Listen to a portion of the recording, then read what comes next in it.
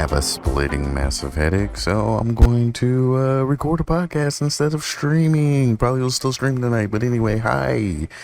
Hello, how are you? I was like, I don't want to do another podcast. And I was like, well, why not do a podcast? Who cares? I don't want to talk about new stuff. And why not talk about like the most major headlines? Hey, why not start the podcast 2 days after the White House correspondents' dinner shooting? How about start your podcast right after that happens and not talk about it? Let's do that. That sounds like a smart idea. No. We're not doing that. Okay? I got this lovely background. Okay? This is all green screen. It's all green screen. That hoop right there, it's fake. CGI, computer generated.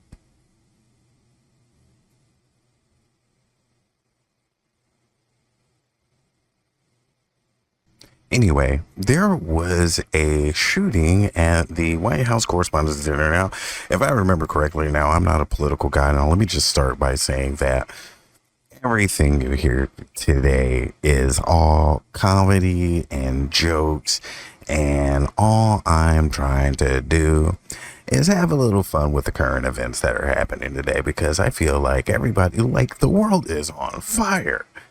The world is on fire. And we're going to get into that too. Okay. Always got to burp when I start recording. I don't know why. It's just my body's like, oh, this is when I burp. It's just like when you get home and you just have to immediately pee, like not at the door, in the elevator. Like you get in the elevator coming up to your apartment, because we all live in 15-minute cities now. And you get in the elevator and you press the button and your body's like, oh, pee now? And it's like, no, that's the elevator button. No, that means pee now though. And you're like, no, body, that doesn't mean pee now. And it's like, oh, but don't hold back the pee? No, that's not, I did not say that, body. Anyway, the president was almost assassinated again. Third time this has happened. Why are people so gung-ho to get rid of the president? It will not change anything. It'll send the country into fear. It'll send the country into an instability. People won't be able to trust their neighbors. And if you think you'd be doing good, you think that there would be some sort of sense of relief because, oh my God, the tariffs, oh my God, the war, oh my God, the immigration issues, the rising cost, the inflation. You would think it would be a relief, but it wouldn't. It won't. It would not and won't be. And the Lord forbid it ever happen. We don't want that smoke. I don't know why everybody is pushing for this Civil War, post-apocalyptic, Mad Max type shit. Like, nobody wants to fucking live that way. Remember how we made plumbing? And remember how, like, we have advancements in medical technology and hygiene and all that good stuff. Remember all that fucking shit? All that fucking goes away if we just start fucking taking sickles and fucking pickaxes to the system that we have recently grown to hate, but we all enjoy secretly. Like, we have to find a way to reform it without tearing it to fucking pieces. Anyway, the president. A scary moment at the White House Correspondent Dinner when a gunman came in and tried very horribly and impulsively, and just, why would you even, if that's what you were going to do? Okay, this is the last I'll say about it before I get to the timeline created by ABC News. Why would you even risk it if that was the flimsiest Okay, I'm just going to get into it. Okay, moments after. This is from ABC News. And like I said, we're just reading this. This is from Bill Hutchinson from ABC News. We're just reading this. We're just doing it. We're not saying anything crazy. You know what I'm saying? Here's the article that I'm going through just to look at it. You know, we're not going to get too crazy into it, showing it on here because I don't want them to get mad at me for showing their article. You know, some people get crazy with their IP, you know, now nobody wants,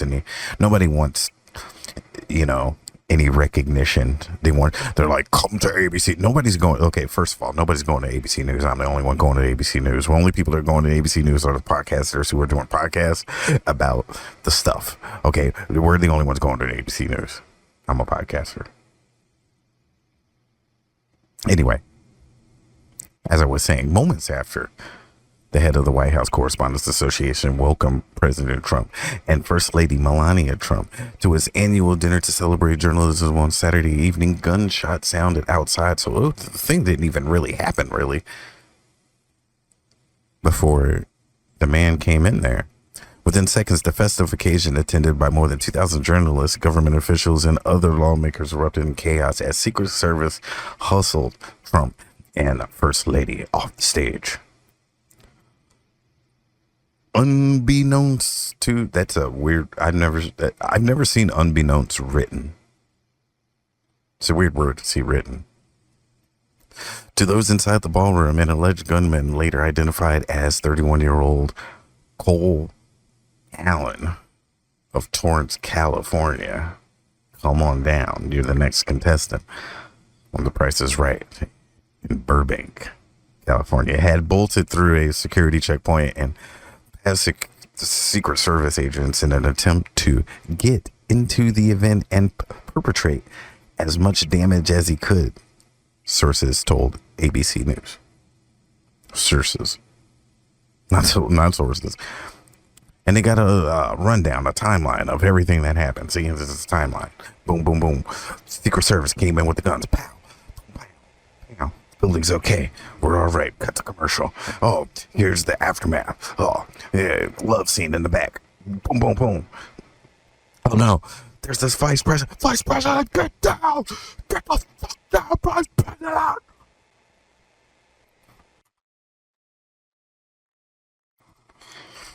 It's a scary scene. It was a scary scene there. Hold on. I just gotta fix I just noticed that my camera was a little, my screen capture was a little loop-de-loo. It's okay. Okay, now we're back in it. Okay, let's go down. Okay, we're going to take a minute. We're going to go down this timeline a little bit. Okay, so at 7 p.m., guests dressed in tuxedos and ball gowns walked the red carpet outside the ballroom, taking pictures and conducting interviews. Security of the state, not security at State Marco Rubio University. Security of the state Marco Rubio tells C-SPAN, which was broadcasting the event live, it's one night in which a lot of people that maybe don't see each other every day get to see each other and share a Colt 45. He did not say that, but he said some of that. The Colt 45 part.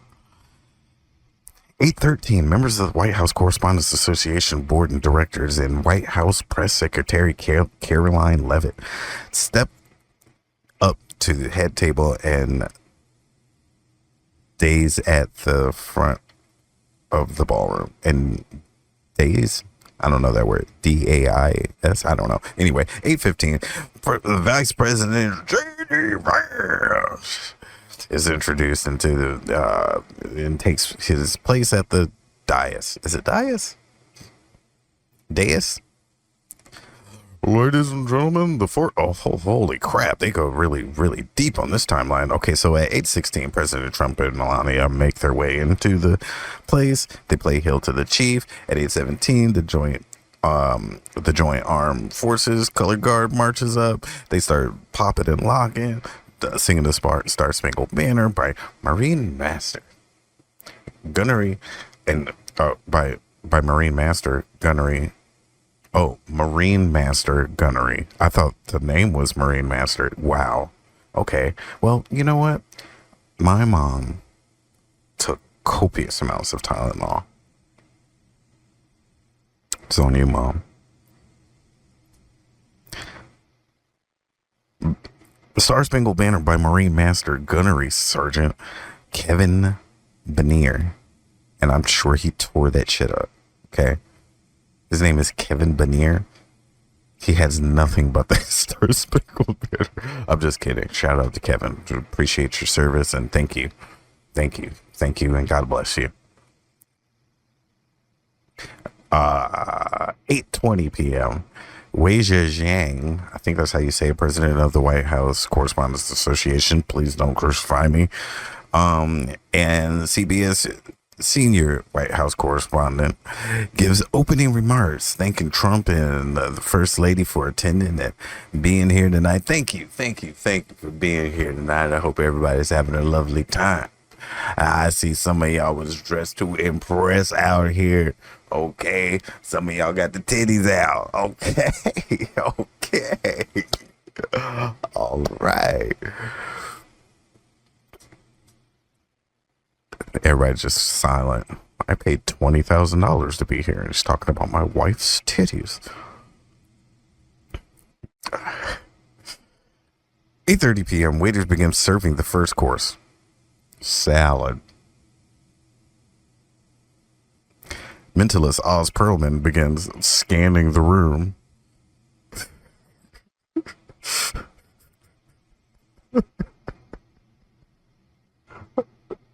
Like the bald guy from Hitman. No, I'm just kidding. Just kidding. These are just jokes. Okay? I'm not saying that there is a conspiracy at all. The scheduled headliner for the dinner is seen on stage performing a trick for Trump and the First Lady and Levitt. Perlman later tells ABC News that he was guessing the name of the baby Levitt is expecting. The baby's name is Aloysius. DeAndre Aloysius Jones Levitt.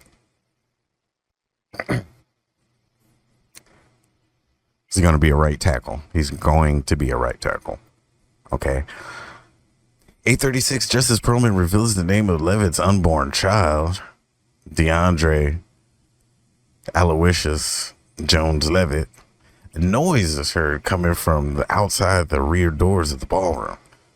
A shocked look appears on Melania Trump's face. A gasp. A wind wisp by her hair. Spotlight turns on. The whole scene's on her. Everybody's looking. Members of the audience are seen ducking under tables. Ah! At 8:37, a C-SPAN announcer reports, "We understand shots have been fired at the dinner. And it's not my wife making fun of my attire." More Secret Service agents rush onto the stage, some dressed in full tactical gear and armed with rifles. And while we're talking about being armed with full tactical gear, let's cut to a sponsor who arms you with thirst. Gatorade, quenching thirst all around the world.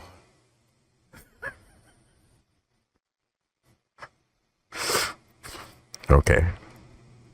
That happened at 8:37. Also at 8:37, because two things happened synchronistic, like instantaneously at the same time on different sides of the room, and they just put the story together. So also at 8:37. So just wrap your mind around the minute didn't change. Okay, this also happened like across the room, like you're in 360 visual mindscape right now. Okay, members of Trump's cabinet, including Rubio.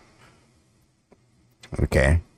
Marco Rubio University, Secretary of Defense Pete Hegseth, right tackle, Treasury Secretary Scott Bessent, and Health and Human Services Secretary Robert F. Kennedy Jr., the third, also seen being let out of the hall by Secret Service agents. Okay, that also happened at 8:30. At 9:24,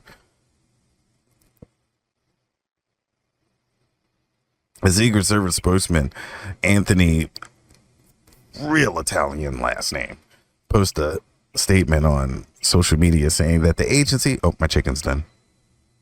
My chicken's done. I gotta go. Look, you guys can read this at ABC News. No, I'm just kidding.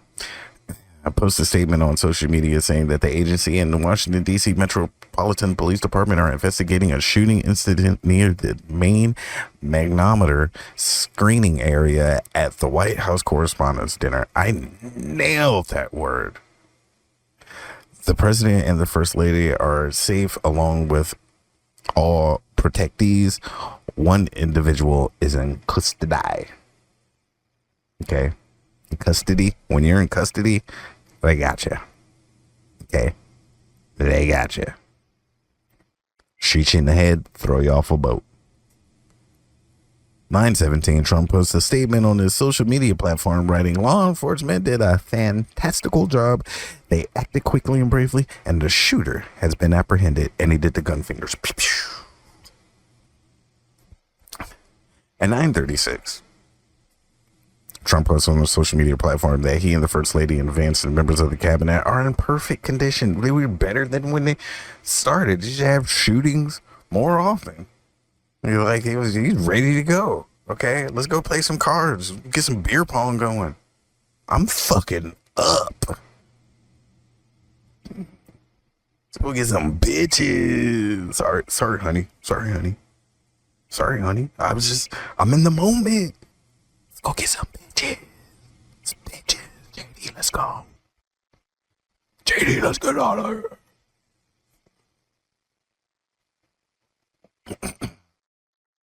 Let's go, JD. Perfect condition. At 9:39, Jane returns, and she's a pretty lady. Jane returns to the podium, and everybody was like, whoa. Jane returns to the podium, and everybody was like, whoa. Again. Law enforcement has requested we leave the premises consistent with protocol. So that means go to the fucking emergency exits, idiot. You go to the meeting place across the street, okay? Like it says on the emergency thing on per protocol. God, so stupid. Get off your phone, JD. At 10:29, Trump posts on social media that surveillance video of the suspect charging through the security checkpoint outside Hilton Ballroom and out of frame as secret security agents draw their weapon and give chase. And then blam blam, thank you ma'am, got you on the ground, dog. Now, there's a lot to be said for what. That's pretty much the timeline. I mean, the guy shot, I read up to the point where he was apprehended. Now, there's a lot going on aftermath. And, of course, the conspiracy theories is false flag. He's, he was a inside agent. This was all staged. I don't think any of that. I mean, I think it's pretty clear what happened here. I think it's pretty clear. I mean, I have to say it. I didn't know. I thought everybody knew that he got Manchurian candidated. And then he went blam blam all up at the White House, or at the Hilton, where there's government officials. And I don't condone anybody doing any harm to anybody, let alone a politician. That is not, the corny cliche thing that they always say. That's not the way you get things across. It's totally true. We don't live in that world anymore where we have to shoot people's heads off and ask for a fucking shot at the fucking saloon. We know, there's a little bit more civil time and blah blah blah blah blah. But if we're gonna fucking live in the civil time and enjoy the things in our civil time, we have to fucking act accordingly. Okay, and I don't condone any kind of violence towards anybody else, especially if it's just for ideas. Okay, like, Get over yourself. Stop being an emotional pussy. Okay? Take care of your family as much as you can. Take care of your friends as much as you can. And, you know, do you, if you feel that strongly about politics, you know, start being active in it. You know, start voting, start, you know, being an activist or whatever. You know what I'm saying? But anyway, be a nice person. That's my thing. I'm not a liberal. I'm not a conservative. I'm not a Democrat. I'm not a Republican. Be a nice person. Be a nice person. My brain works good enough to use nuance to judge everybody individually. I never put people in a box. I don't like labels. I don't like any of that shit. I can judge you on your character, on you and you alone. I don't need anybody else's reference to judge if you're a good person or not. And I think that a lot of people will do themselves, not a lot of people, some people can do themselves a little bit of justice by just holding that true, not being scared, not being, you know, by setting these prejudged things that you had in your head about somebody. Just let people be and judge them on that. Right? Judge a man on the content of his character, not the color of his skin.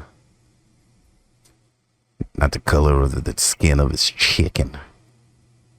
Because any man can have any different color chicken skin. Anyway. It's clear. It's clear. It's clear what happened here. He was a Manchurian candidate. Okay. He was just chilling. Sitting at home. Watching the game. Okay. He was watching the Lakers. And, you know, for some reason, the 4,076th time Kevin Harlan says LeBron James, he just went. Boop.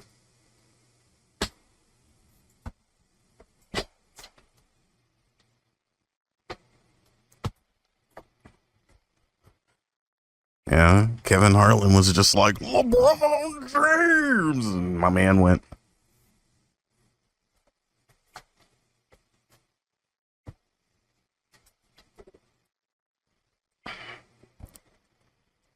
Okay, it's clear. Clear. Case close. That was my gavel. Case closed. All right. It's one thing it's one thing we don't have to worry about. We're already worrying about everything right now. I mean, Jesus Christ, this is in the middle of a crazy ass war with Iran, who has nuclear weapons, probably. You know, that's the other fire that's going on right now. You know, we got war with Iran. You want to do a timeline of the war? I don't think we can. I don't think I have the time. I was going to do this for 30 minutes. That was a pretty good rant. I mean, in length of time. I don't know if it's any good. I could have just said a bunch of poop. I could have just pooped out of my mouth just now. Okay? We'll go through a little one. Okay, let's do this. Okay, so 2025 starts, and we think, okay, so this is what happens. Okay, let's just go back in time. Let's just go back in time to, you know, when times were sweeter. It's 2024. November 2024, we're hearing no new wars, no new wars. We're like, yeah, no new wars. I mean, I guess that's something. I mean, eggs are $9. I guess that's something. So y'all vote. I didn't vote. Y'all voted. I didn't vote. I felt bad not voting this time. I did, because I did vote before, but I didn't vote this time. I never voted for Trump, though.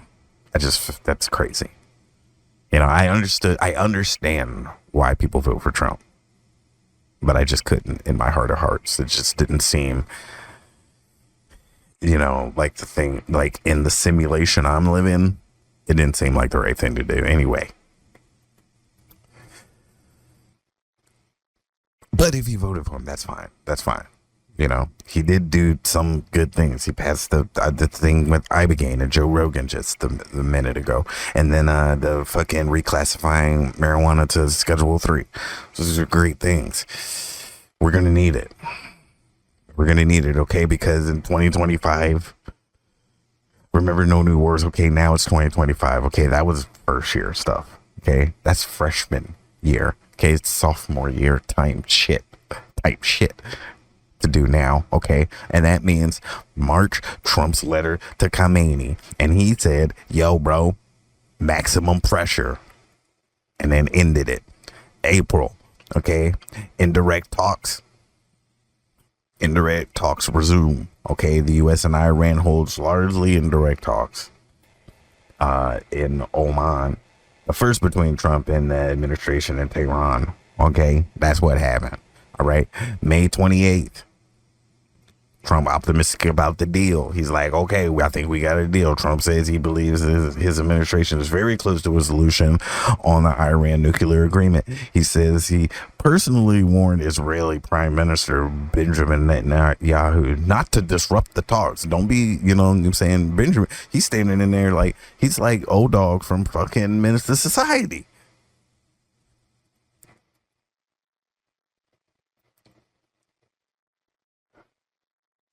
June 3rd, Israel attacks Iran.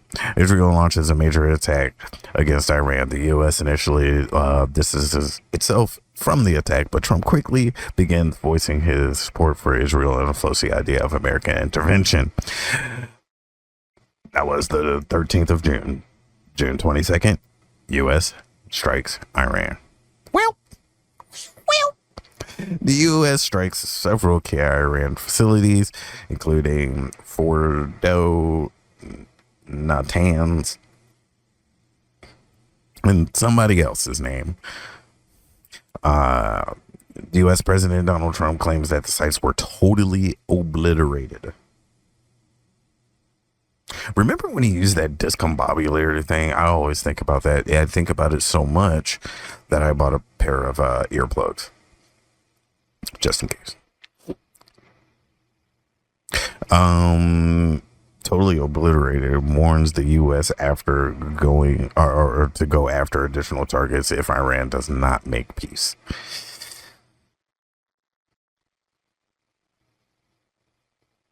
Wait.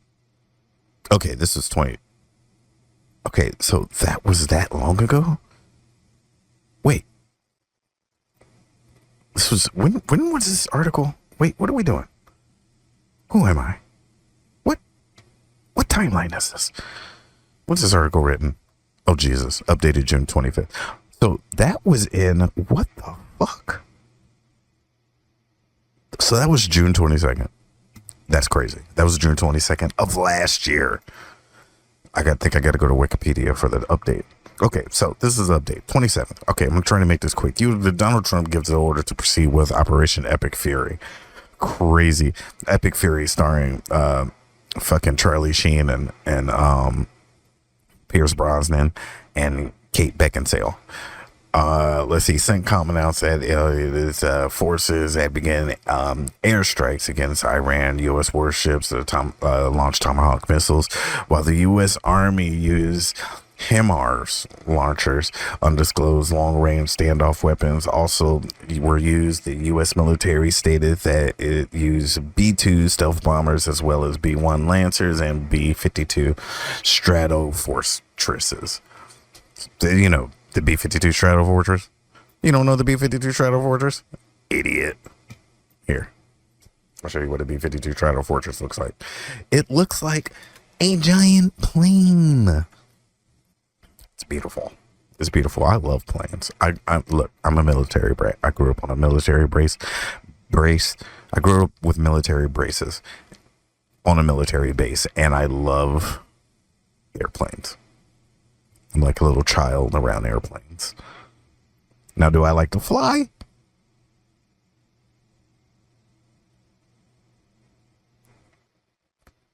After Boeing won the initial contract in June 1946, the aircraft just began falling out of the sky. No, that's not what it says. It says the aircraft design evolved from a straight-wing aircraft powered by 6 turboprop engines to a final prototype. That was the Boeing Stratofortress. Okay, just in case y'all guys wanted to know, and I know everybody is wondering what the B-52 Stratofortresses look like. And it's a giant fucking plane. I wonder how much it costs. Let me look it up again. We're getting a little bit off track. Now look. We're going to get into the war here, Rick. The big, ugly, fat fucker. That's what's called. Buff. That's what the Stratosphere usually was called. It was B-52. And let's see how much it costs. You can get one yourself for the low, low price.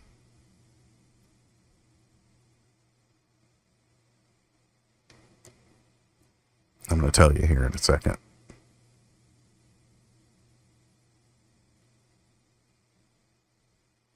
I mean, if there's one thing I do is sell things.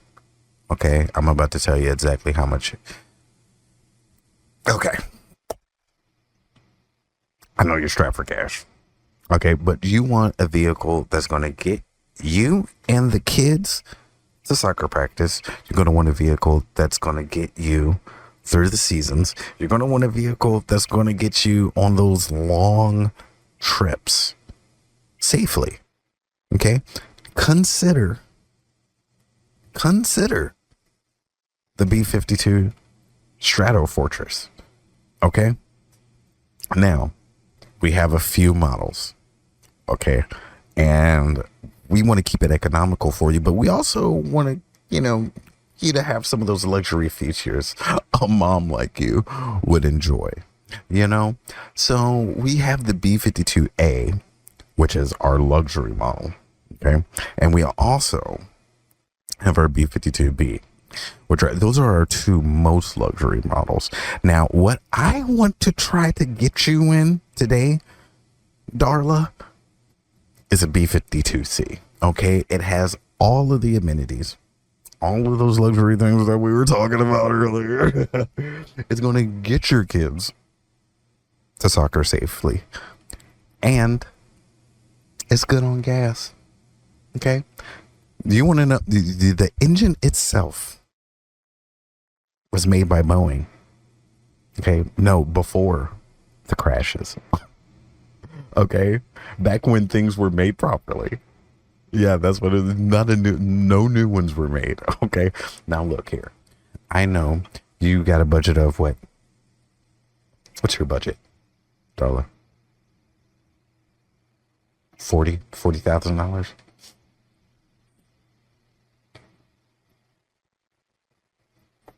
I could do something there. With a down payment. Okay? Because what we're looking at here, okay? I can get you that B-52C for $87 million. Okay, now I know what you're thinking. 87 million. I can't afford it. 87 million. I know what you're thinking, Darla. It's a fucking airplane. Fucking idiot. It's a car. I know what you're thinking, Darla. How about if I get those payments? How about if I get those payments down to $246 a month? Don't worry about the term limits right now. You are buying your future, Darla. You're buying your future. $246 a month.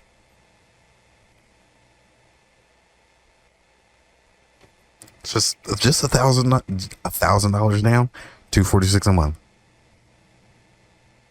The term limits, look, we'll discuss the term limits after we get you in that thing and make sure it's right for you. Okay, we get you in there, we do a test drive, and then we talk about the term limits. Okay, just remember, $246 a month. You can do that easy for 11,000 months. What? No. Of course, you'll be able to pay for it, and none of those payments will go to your children or your future children's or your children's children without your written consent. So, this is the vehicle for you. Pretty sure. I'm pretty sure. I am pretty sure. I am confident. Darla, I've never been this mad before.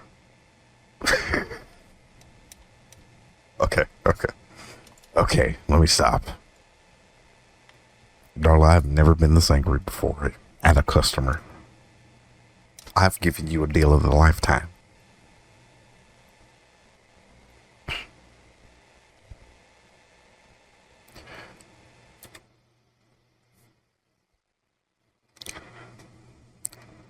Okay, so anyway, the Iran war. Okay, so what do we do? February 27th, Trump announces Operation Epic Fury starring Charlie Sheen, David Hasselhoff, and Kate Beckinsale.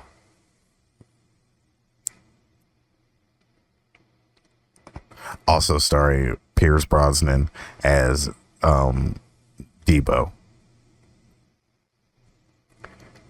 February 28th, Israeli and U.S. strike. Okay? February 28th, Israeli and U.S. strikes. Okay? That's what happens. All right? Now. And then there's Iranian strikes on the same day of February 28th. And then other developments. And then March 1st, U.S. and Israeli strikes Iran again. There were 72 strikes on 20 provinces and at least 6 civilians were killed. And then there was Iranian strikes. Iran launched retaliatory missiles and drone strikes against Israel. And then there were other developments. But then on March 2nd, the U.S. Israeli attacks Iran with 56 strikes in 13 provinces and 85 civilians killed. God damn, they're just fucking them up. This is it's like D&D or something. Then there was Iranian attacks. Did I say this was Wikipedia? I said this was Wikipedia before. Okay, anyway, let's keep going. And then Iranian attacks. I think this is the same day. So when I go March 2nd, the U.S. Israeli attacks Iran, and then immediately go Iran attacks. I think they're the same day. Oh, I thought I was pressing a button. Iran launched more strikes against the Gulf states. Then Lebanon theater happened, and I wasn't invited. Welcome to Lebanon theater. It's heavy. Projectiles were launched from within Lebanon towards Israel in the early hours of the 2nd of March, setting off sirens across Haifa and in the upper Galilee. That's one place I never want to get hit. I seen a guy get hit in his upper Galilee, and he's a lady now. March 3rd, the war dramatically expanded with 9 countries now involved. U.S.-Israeli attacks in Iran. The HRANA reported 104 attacks in 19 provinces with at least 31 casualties. Okay, and then Iran attacks, and somebody breaks a fingernail. Lebanon theater is happening again. All right. Just bring your best improv. Israeli defense minister authorized a ground invasion of Lebanon to seize strategic positions. Oh, that sounds great. March 4th, U.S. attacks Iran again with Israel. 53 casualties this time, 117 attacks on 23 provinces. Oh my God, this is just going to go and go. What day is it? Oh my God, this is just a lot of war, guy. Hey, if you can't stomach the war, get the hell off the war battlefield. If you can't play checkers, this is chess, bitch. Let's get a little closer to today. Let's get a little closer to when the ceasefire happens. Okay, let's go through the April timeline from April 20th. Okay, nobody. Okay, so there was nothing happened on April 20th. What the hell? What's up with that? Nothing happened on April 20th? Huh? We smoking or what?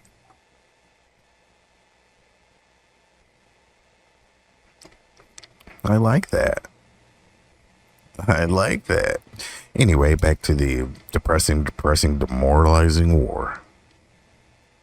April 21st, Donald Trump extends the Iran truce to allow time for Iranian proposal to be submitted at Pakistan request.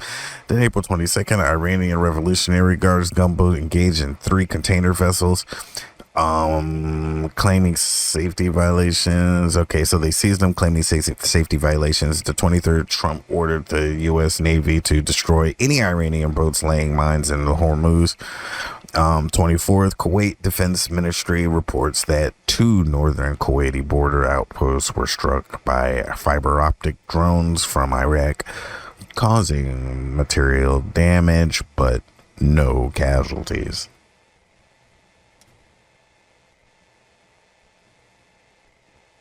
Okay. Okay, so they, look, they probably had,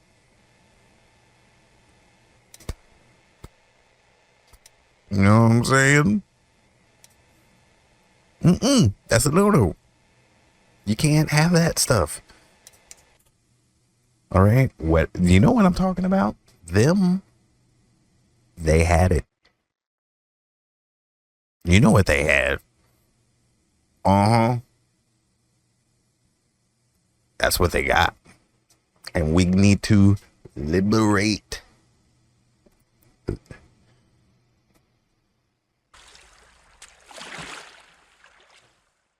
Okay? But not only that going on, guys. We got this fucking war. We got people trying to kill the fucking president.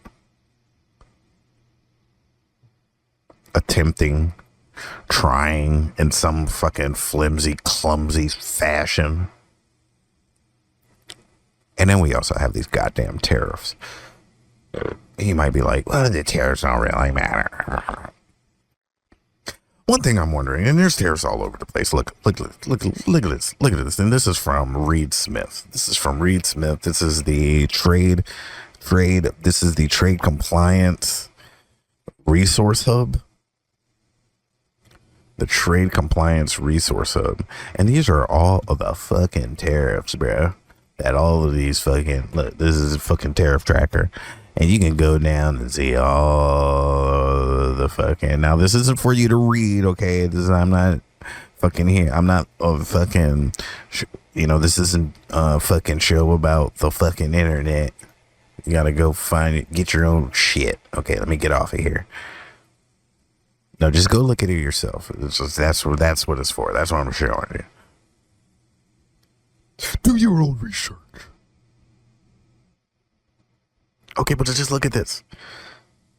Okay, there's tariffs all over the place. I mean, we look at automotive. Let's look at this. China, they delayed tariffs and they threatened tariffs, and then in Colombia, they threatened. Dominican Republic, Egypt, they threatened. Salvador, they threatened. But they do have tariffs implemented for Nicaragua that kick in the next year, 10%. And then they have tariffs for this is the worldwide product specific tariffs, and this is aluminum. Aluminum from Russia is getting tariffed 10%, 50% for some products, 50% for some aluminum fucking coming from Russia. It's crazy. Automobiles coming from Japan are getting tariffed 15%. What does it say? 0% for all products with a column 1 duty rate of less than 15%. 15% minus column duty rate for all products within column duty 1. So whatever column duty 1 is, I don't know what column duty 1 is. I'm pretty sure it's some kind of fucking policy jargon. Automobile, let's see, they're fucking tariff in the UK 25% on all countries in the EU but not UK. And still the column duty 1 thing, 15% still. Copper coming from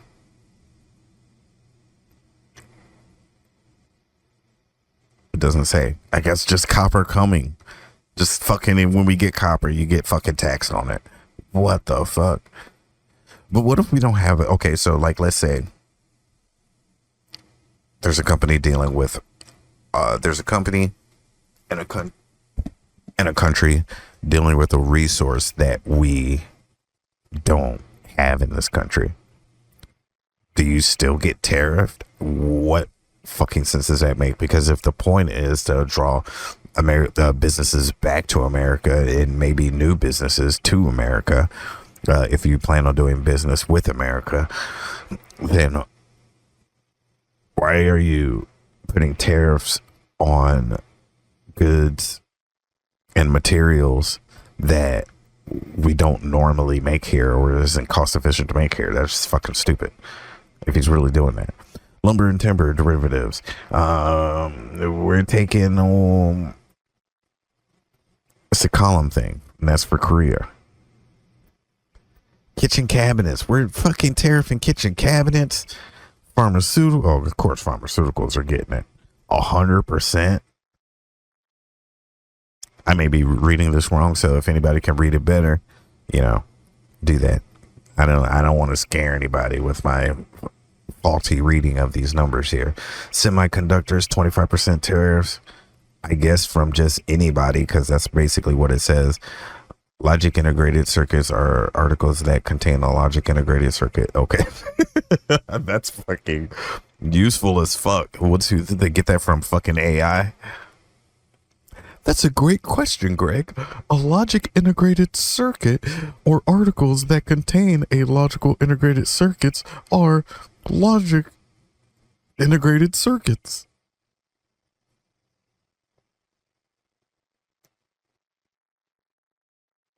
Oh, wow. Look at this. Semiconductor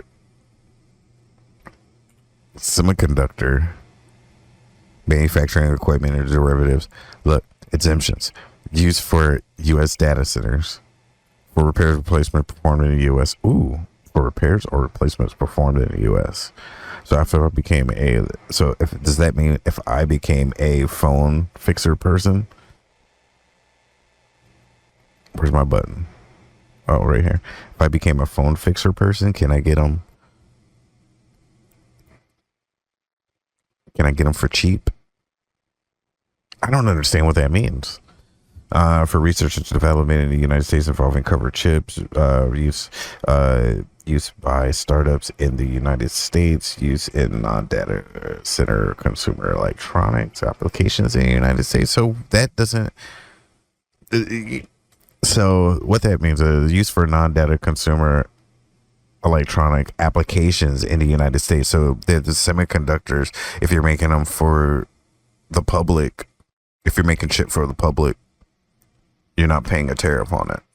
It's basically what that says. Which I think is important, one, to talk about this shit, because I think a lot of companies are just going, tariffs, and raising their fucking prices across the board when the tariffs aren't affecting that particular market, the retail market. If the tariffs don't affect the retail market, why do we have to? Why are we paying for them? Because basically, unless I'm reading that wrong, somebody tell me, hey, get in the comments. Let me know if I'm reading everything wrong. Let me know what I'm doing wrong.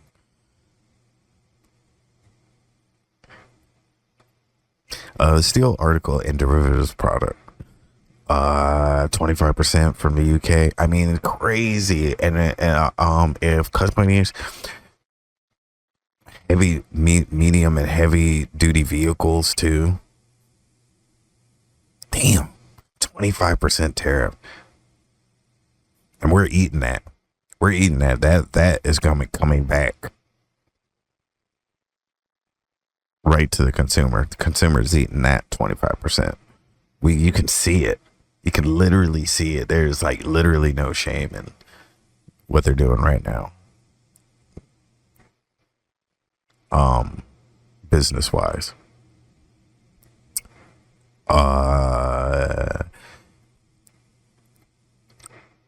Yeah, and it's crazy because like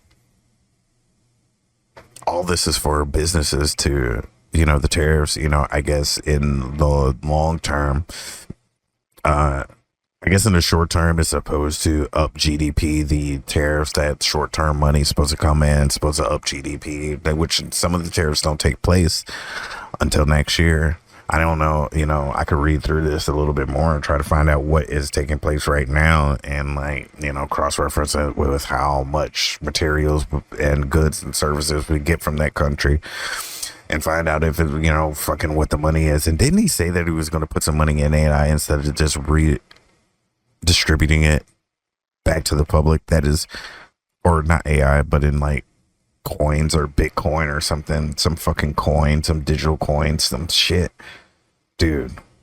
Like, god damn.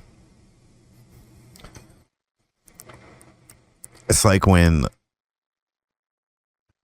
you invite a guy to a party and he's like cool for a second and you're like, hey, you're a cool dude, all right, and then the rest of the night he's a nightmare. That's exactly what fucking is happening right now, dude. We invited what we thought was a cool guy to the party, and he got drunk.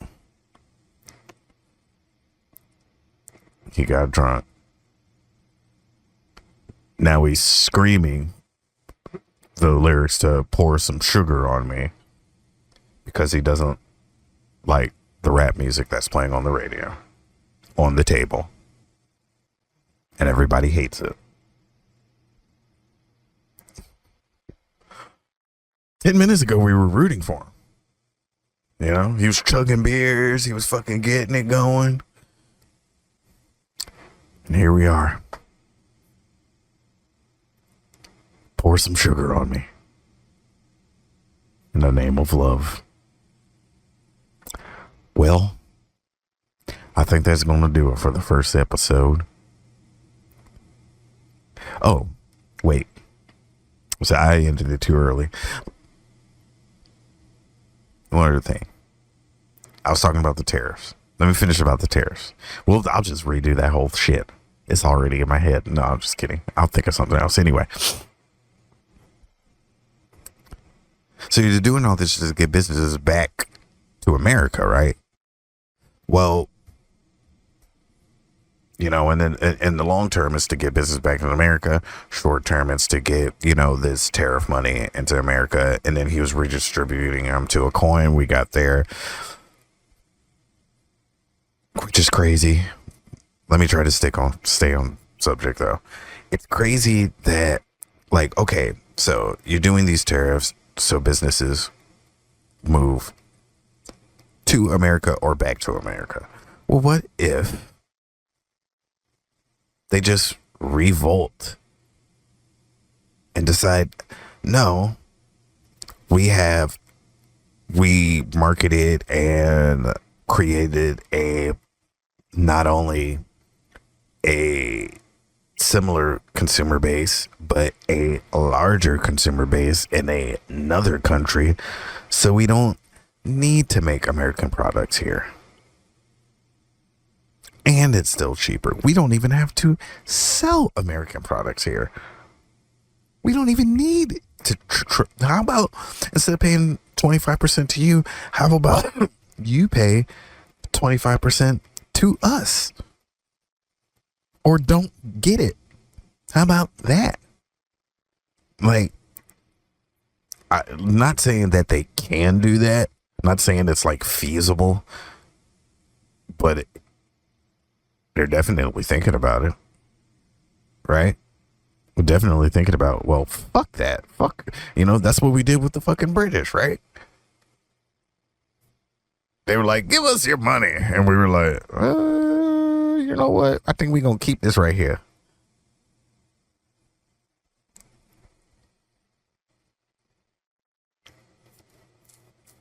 I've always been like a guy who enjoyed incentives more than punishment, or threats. But it's a crazy world out there. Everybody's not like me. I learned that the hard way. But back to it, back to the ending. Look, this went on way longer than I wanted it to, but it actually went good. My headache actually subsided a little bit, so I was able to fucking kind of go off a little bit. And I think this is a better version. I recorded a little earlier, and I did a shitty version, and I think this is a better version of what I did earlier. And maybe this is the first podcast I'm gonna do. So, in a while, I did a podcast before. I was just thinking, man, I should do like a exclusive content. But we'll worry about that later. We'll worry about this. Is the first episode. It's terrible. It's fucking terrible. It's the worst thing I'm ever gonna put out. But anyway, follow me on the follow-ish things. Don't expect me to be there because I touch grass. And sometimes I am surrounded at my room. My apartment looks like a Walmart asset protection office. So, I mean, and I live in the most population dense city in America, LA. So, I mean, basically don't listen to me. Don't listen to anything I say. This is all for comedic, improvisational, and technical purposes. Practice and study purposes. Okay? Go to bed. It's time to go to bed.